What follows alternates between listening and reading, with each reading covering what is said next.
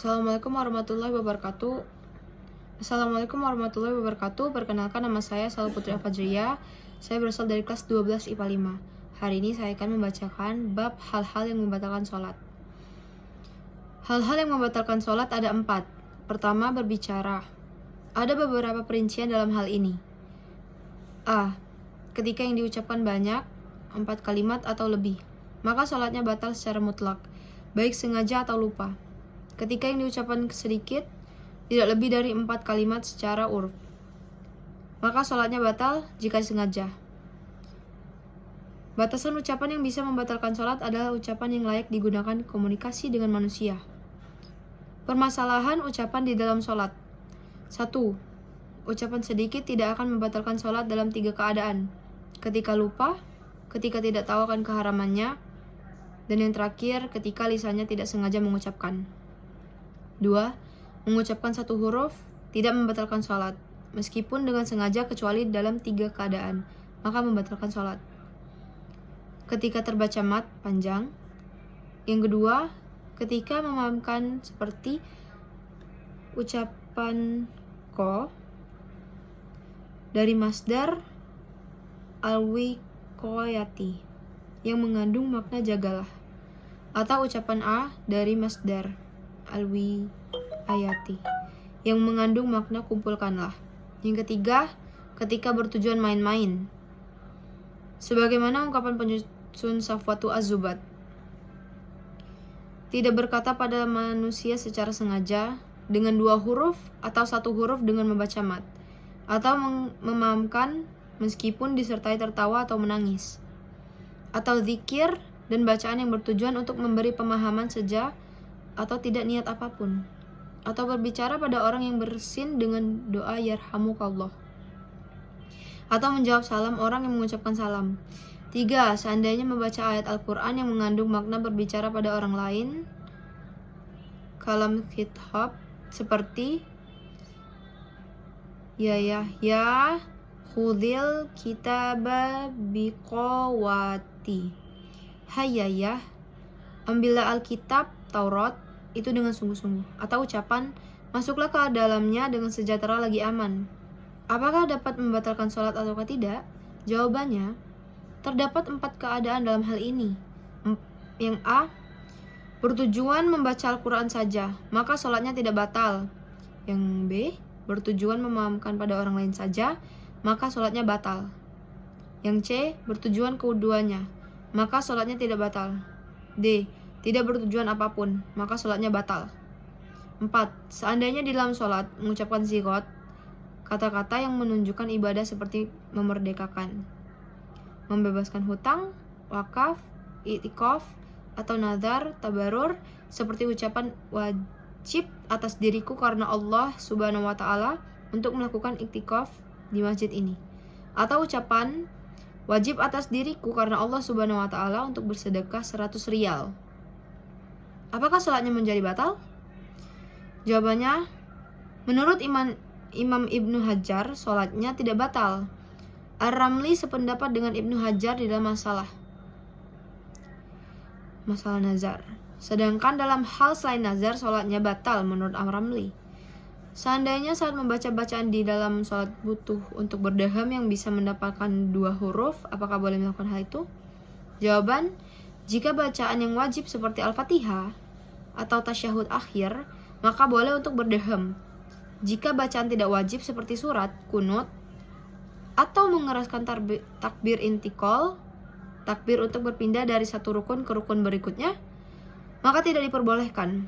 Yang keenam, seandainya orang yang sholat dalam keadaan berpuasa dan ada dahak yang sudah sampai pada batas anggota luar, makhrajnya huruf kha, serta sulit dikeluarkan kecuali akan terdengar 2 huruf, apakah diperbolehkan untuk mengeluarkannya meskipun akan mengeluarkan suara yang menempatkan 2 huruf?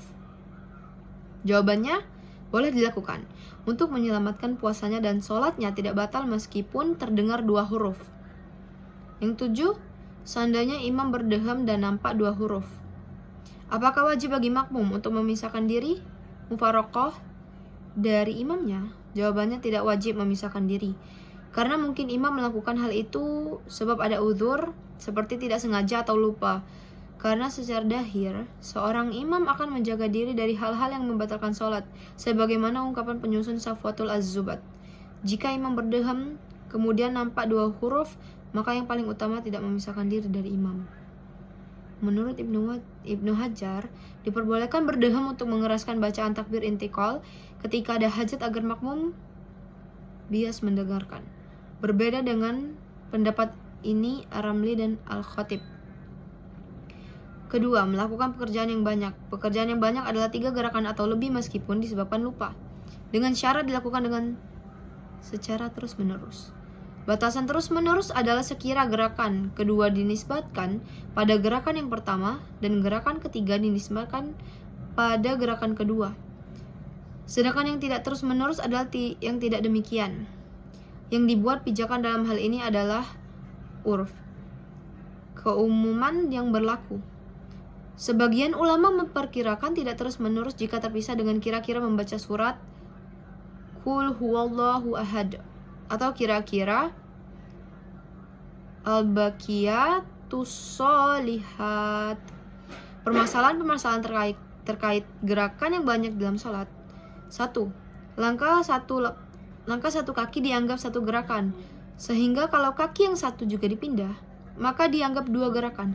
Menggerakkan tangan dan mengembalikan pada posisi semula, atau menurunkan dan mengangkat tangan dianggap 1 gerakan jika dilakukan bersambung, tidak disela-selahi diam. 2. 1 atau 2 gerakan tidak akan membatalkan sholat, meskipun dengan sengaja kecuali dalam 3 keadaan. A. Jika bertujuan main-main. B. Jika terlalu keras atau pukulan yang terlalu keras. C. Jika niat melakukan 3 gerakan. Dengan niat seperti ini maka sholat menjadi batal hanya dengan melakukan gerakan pertama. Tidak harus setelah gerakan ketiga, karena ia memulai melakukan hal yang membatalkan sholat. Yang ketiga, gerakan yang banyak akan membatalkan sholat kecuali dalam 4 keadaan, yaitu A. Jika gerakan banyak tersebut dengan anggota yang ringan, yang terkumpul dalam ungkapan sebagian ulama: bibir, telinga, lisan, zakar, kelopak mata, ujung jari. Menggerakkan semua itu secara terus-menerus dan banyak, tanpa ada uzur di dalam sholat itu tidak membatalkan. B. Jika gerakan tersebut tanpa disadari atau tanpa ada ikhtiar, sebagaimana dalam kondisi saat dingin. Yang C. Jika terkena musibah penyakit kulit yang tidak mampu bersabar untuk menggaruknya. D. Jika sholat dalam kondisi sangat menakutkan, seperti situasi dalam peperangan. Ketiga, memakan sesuatu. Ada perincian dalam hal ini. 1. Jika yang dimakan banyak, maka membatalkan secara mutlak, baik lupa atau sengaja. Yang kedua, jika yang dimakan sedikit, maka tidak membatalkan kecuali dilakukan dengan sengaja. Batasan sedikit dilihat dari urfnya.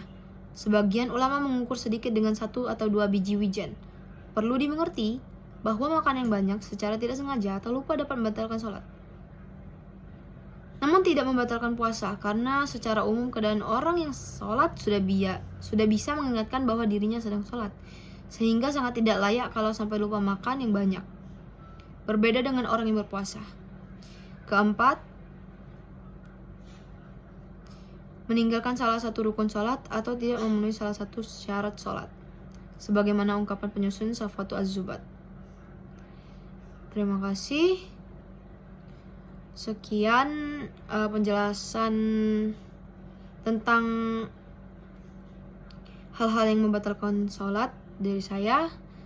Maaf jika ada salah kata atau pengucapan. Assalamualaikum warahmatullahi wabarakatuh.